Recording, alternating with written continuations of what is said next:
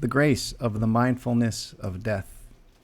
Brief reading from Saint Sophrony's We Shall See Him as He Is.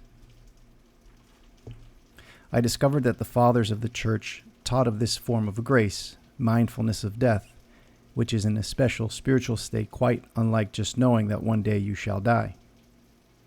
It draws the spirit away from worldly attractions.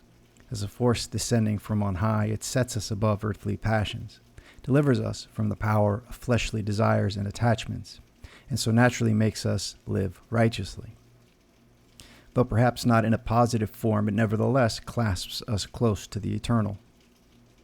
Mindfulness of death affords us the experience of being free from the passions, though not yet the unqualified freedom manifests when the divine love is sovereign. Neither does this mindfulness of death have an altogether negative aspect, which would be the antithesis of love. It arrests the action of the passions and thus initiates a radical change in the whole of our life activity and way of looking at things. The fact that this mindfulness of death makes us see our death as the end of the entire universe confirms the revelation given to us that man is the image of God and as such able to contain in himself both God and the created cosmos.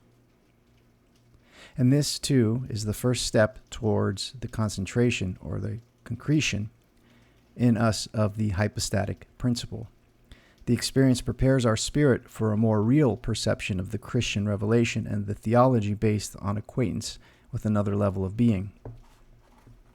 When this constant mindfulness of death translated my spirit on the eternal plane, it naturally meant the end of my puerile preoccupation with painting, to which I had become a slave. Strait is the gate and narrow the way of our faith. The whole body of our life is covered with wounds, and our sickness reaches the point where the tormented mind falls silent, somewhere beyond time. When we drop out of this existential contemplation, we discover in the depths of our heart new thoughts, not of our devising, notions which anticipate future revelations of God. This blessed gift cannot be described in everyday words.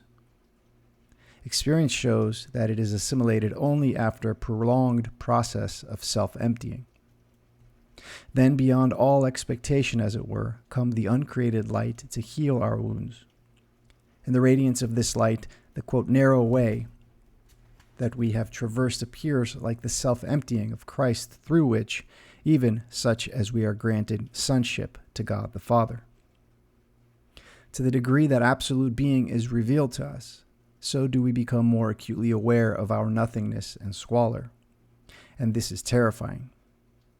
Nevertheless, I regret that in my old age, the intensity of this blessed state has relaxed in me.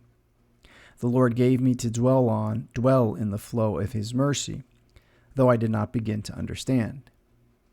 God moves in a mysterious way. But He did not leave me altogether in darkness.